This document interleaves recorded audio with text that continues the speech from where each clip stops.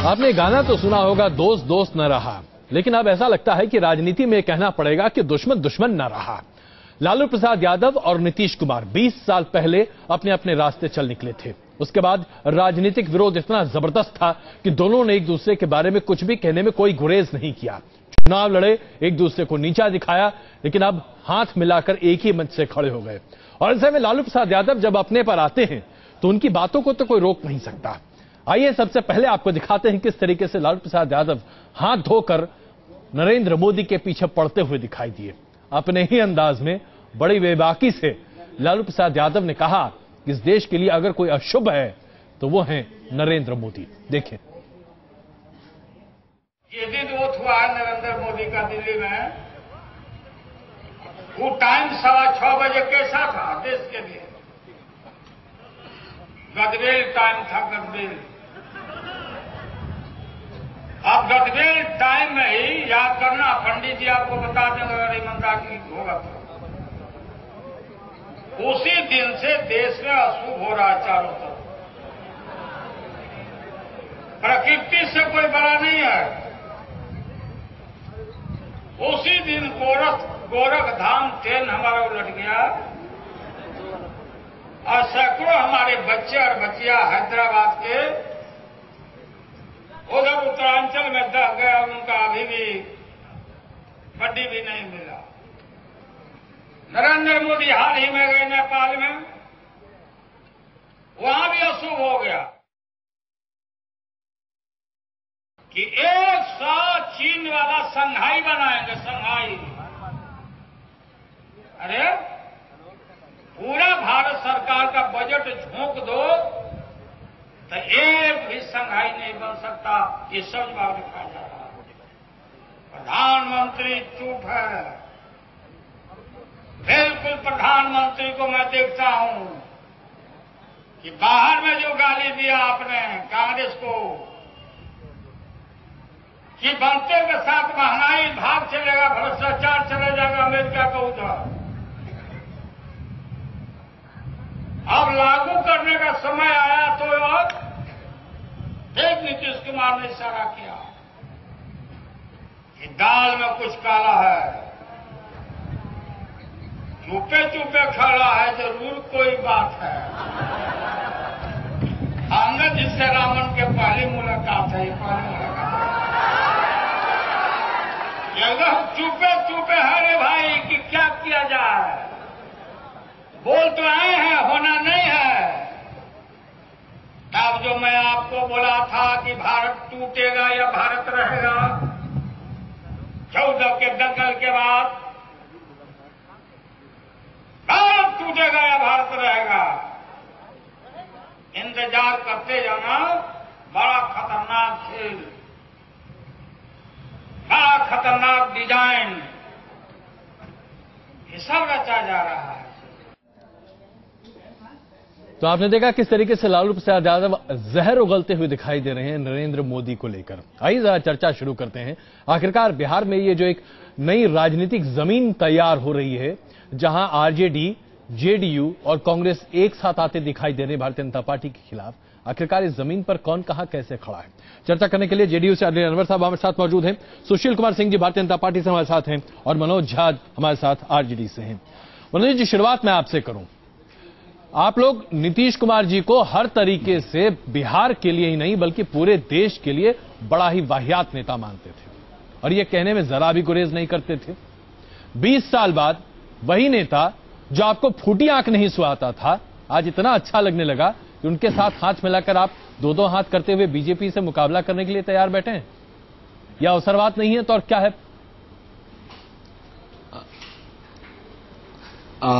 मैं बोलूं जी? अब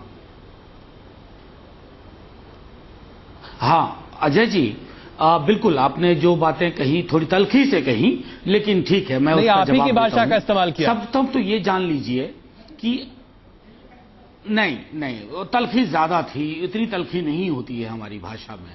बहरहाल दूसरी चीज मैं कहना चाहता था कि ये जो 20 वर्षों की और कटुता की आप बात कर रहे हैं जी, 20 वर्षों में राजनीति काफी बदली और 26 मई को तो राजनीति बिल्कुल बदल गई, क्योंकि हिंदुस्तान की सियासत में एक ऐसा दक्षिणपंथी अधिनायकवाद आया है जिसके सामने सबसे बड़ी चेष्टा वो ये कर रहे हैं कि हिंदुस्तान को एक भगवा रंग में रंग दे, या तो हम रंगे जाने दें, गैर बराबरी के मुद्दों को पीछे छूट जाने दें, और तमाम वैसे मुद्दे जैसे गाजा का मुद्दा, आप तो बड़े पत्रकार हैं, आप जानते हैं कि संसद में उसमें चर्चा तक होने देने की चेष्टा नहीं की गई।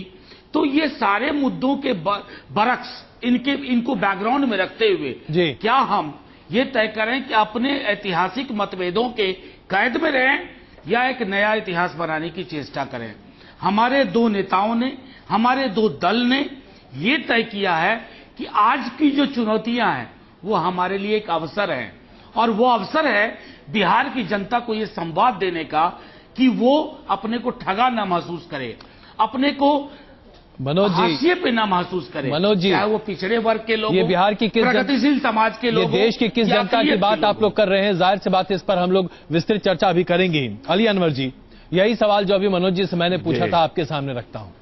लालू जी को किस तरीके से पेश किया जाए और उनके बारे में क्या क्या कहा जाए। जेडीयू के तमाम नेताओं की भाषा, अब दोहराऊं तो शायद तल्खी का शब्द फिर मेरे लिए इस्तेमाल कर दिया जाएगा, लेकिन आज वो सब कुछ पीछे है सिर्फ इसलिए क्योंकि आप लोगों के ऊपर भारतीय जनता पार्टी का भूत सवार है।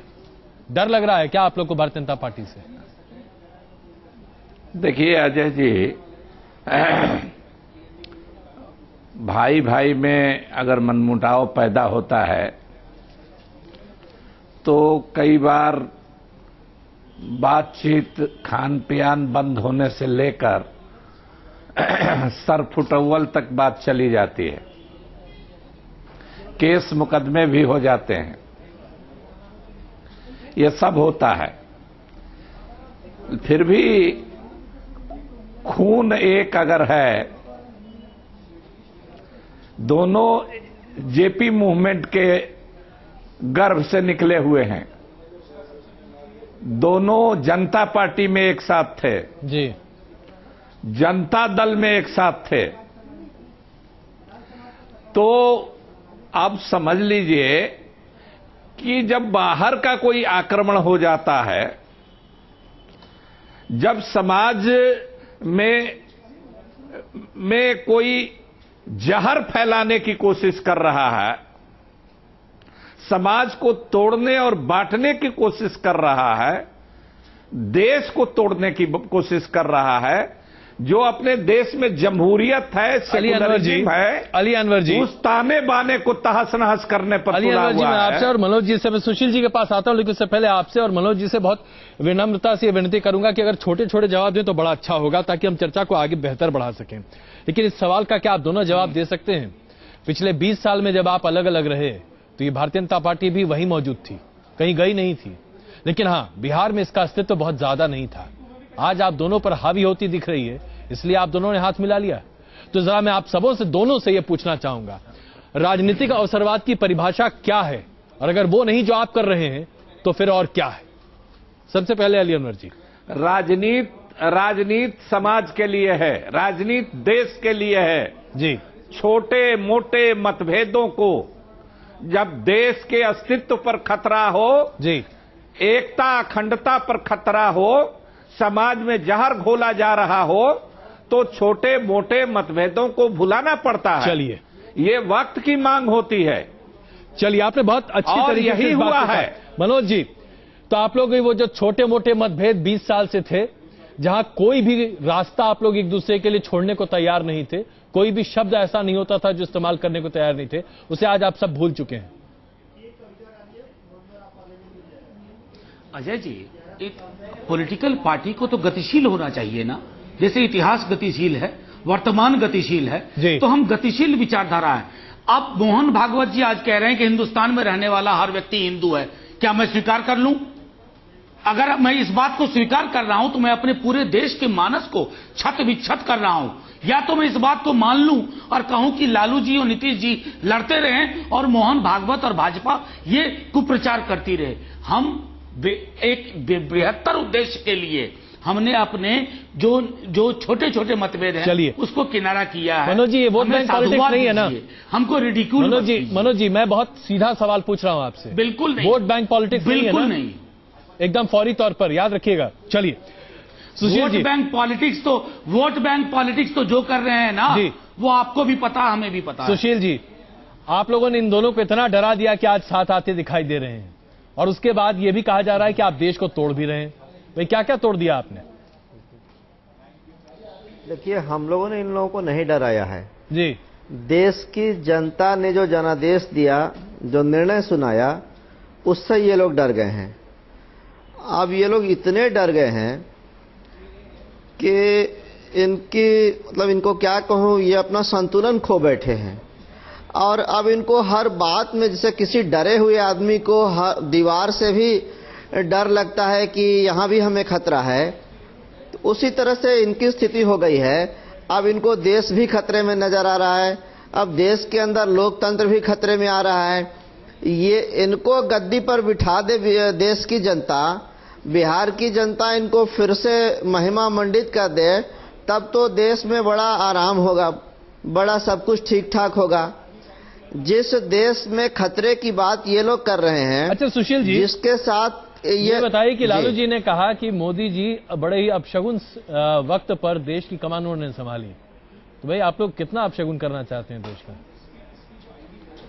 देखिए, हम कोई अपशगुन नहीं करना चाहते, लेकिन इतनी बात आपको बताऊं, पीछे की एक बात याद करा देता हूं। लालू जी बड़े नेता हैं, हमसे उम्र में बहुत बड़े हैं, बड़े सीनियर हैं, लेकिन जब नीतीश जी मुख्यमंत्री आवास में गए थे पटना में, एक अन्य मार्ग में जब वो रहने लगे, तो उन्होंने एक नया गेट उसमें खुलवाया।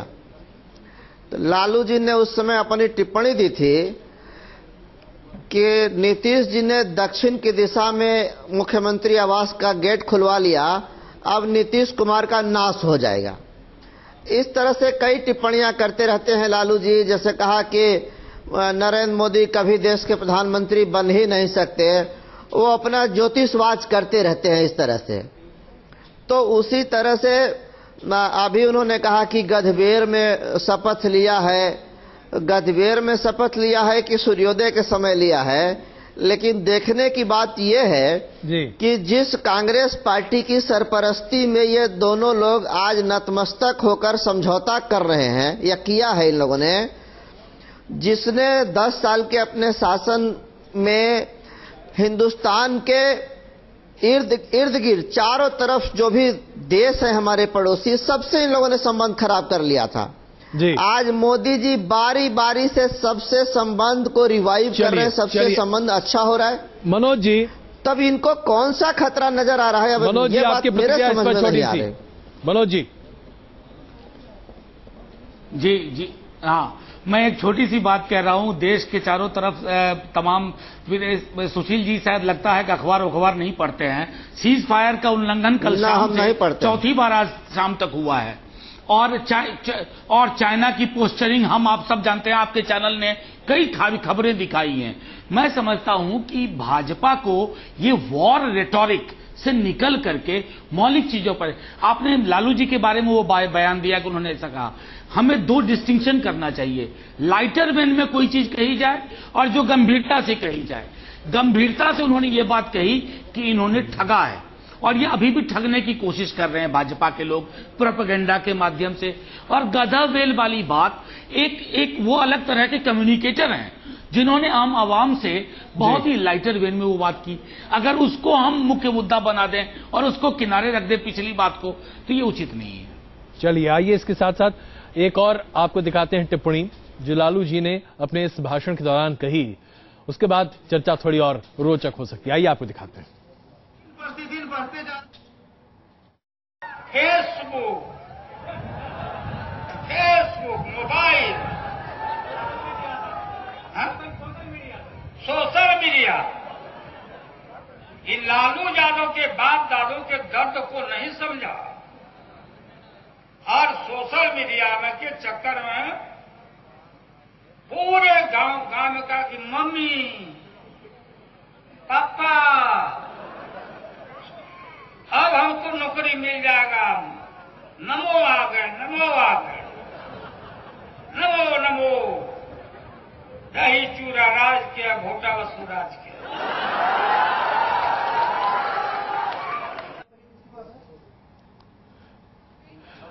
मनोज जी, सोशल मीडिया को लेकर लालू जी बड़े गुस्से में दिखाई दे रहे हैं, क्या हुआ, क्यों इतने परेशान हैं? छोटी टिप्पणी दूंगा अजय जी। मैं खुद भी परेशान हूं, सिर्फ लालू जी नहीं, हम में से बहुत लोग जो एकेडमी या मीडिया में हैं।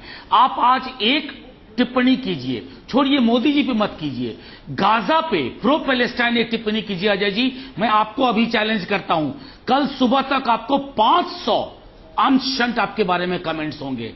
असल में हमने एक ट्रोलर्स की एक सेना पैदा कर दी है और जिनका जो धैर्य का सूचकांक है वो बहुत नीचे है।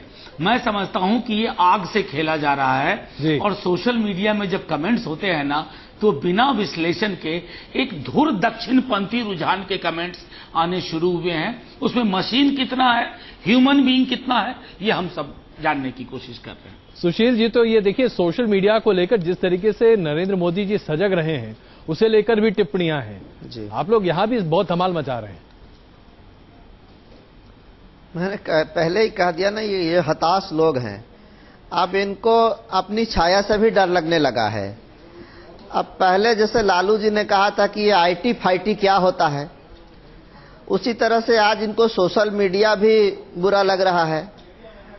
तो ये हताश लोग हैं, इनको अपनी छाया से डर लग रहा है। अब इनका इलाज हम लोगों के पास नहीं है, इनका इलाज देश की जनता ने कर दिया है। अगले विधानसभा के चुनाव में बिहार की जनता इनको ठीक से इलाज इन लोगों का कर देगी। उसके बाद शायद इन लोगों को अपनी गलती का एहसास हो।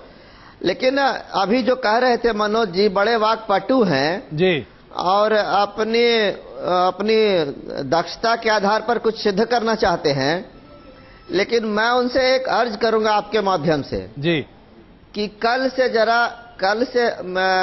जरा मेरे यहाँ पेपर मैगजीन वगैरह जरा भेज दें, या हमें आकर उसकी जरा जानकारी, या हमें आकर, कोई बात नहीं सुशील जी, फोन उठाकर आप मांग लीजिएगा उनसे, फोन उठा के मांग लीजिएगा। अली अनवर जी, क्या आप लोग वाकई में हताश हो गए? उनको कह रहा हूँ कि हमको आकर जरा शिक्षित कर दे। मैं एक अनपढ़ आदमी हूँ। नहीं, बिल्कुल आप फोन पे बात कर लीजिए। मैं बहुत कम ज्ञान वाला आदमी हूँ। क्या हताशा इतनी ज्यादा आज हमारा जो ज्ञान है एक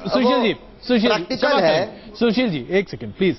अली अनवर जी, क्या आप लोग वाकई में इतने हताश हो गए हैं? और हताशा का ये आलम है कि अब सारी चीजें एक तरफ करके बीजेपी से किसी भी तरीके से मुकाबला करने को तैयार है? नहीं, हताश और गुस्से में हम लोग नहीं हैं।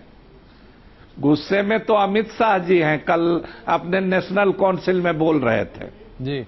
और वो लोग जानते हैं कि दोनों जो भाई लाठी लेके निकलेगा तो भाड़ा की जो फौज है बंदूक गोला लेकर के आई है वो भाग खड़ी होगी।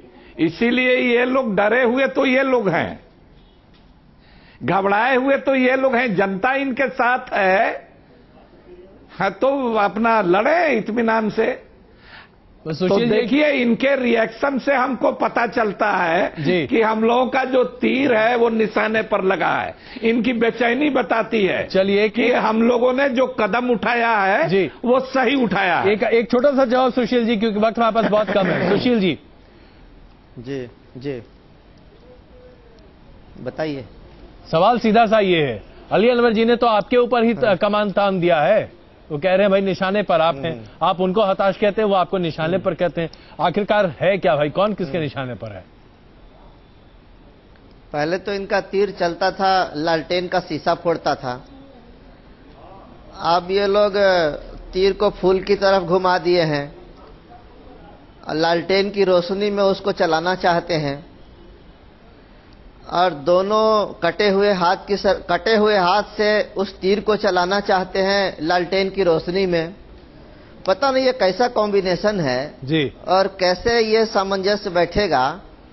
मैं आपको एक बात बताऊं, ये 3 नहीं 30 दल मिल जाएं और महागठबंधन खड़ा कर लें, लेकिन एक बात मैं बता रहा हूं आपको कि दुनिया में एक नहीं, लाख करोड़ अरब खरब नहीं, असंख्य लोग, असंख्य एक पैर वाले यदि एक जगह इकट्ठा हो जाएंगे तो एक भी 2 पैर का सही सलामत आदमी नहीं तैयार हो सकता। बहुत बड़ी टिप्पणी आपकी है। बिल्कुल मनोज जी, मैं क्षमा चाहूंगा आपसे, वक्त हमारे पास कम। मनोज जी, एक आखिरी टिप्पणी आपकी। अवसरवादिता की बात तो खैर छोड़ दीजिए, लेकिन क्या वाकई में आज आपको लगता है कि भारतीय जनता पार्टी को रोकने में आप लोग सक्षम तरीके से कारगर हो पाएंगे? अजय जी, बस एक लाइन में कहूंगा, भाजपा हमारा निशाना नहीं है, हमारा निशाना नफरत है, हमारा निशाना वैसी सियासत है जो हिंदुस्तान को एक रंग में रंगना चाहती है। हम उससे खौफजदा हैं और इसलिए ये प्रयोग कर रहे हैं और ये प्रयोग सफल होगा। सुशील जी कह रहे हैं एक पैर दो पैर, मैं समझता हूं कि ये पॉलिटिकली करेक्ट लैंग्वेज नहीं है, क्योंकि विकलांगों को लेकर के हमने बहुत समाजशास्त्रीय विश्लेषण किया है। दुनिया विकलांग शब्द का इस्तेमाल नहीं किया है मनोज जी, क्षमा करेंगे। चलिए, मैं आप सबों से क्षमा चाहूंगा। इस चर्चा को हमें यही खत्म करना पड़ेगा, लेकिन इसमें कोई दो राय नहीं है कि शायद भारतीय जनता पार्टी को रोकने का या फिर एक ये जो कोशिश पूरी की जा रही है इसमें सफलता मिले ना मिले, लेकिन कम से कम दो दुश्मन दोस्त तो हो गए। राजनीति में बहुत कुछ संभव है। वापस आते हैं और खबरों के साथ, बने रहिए हमारे साथ।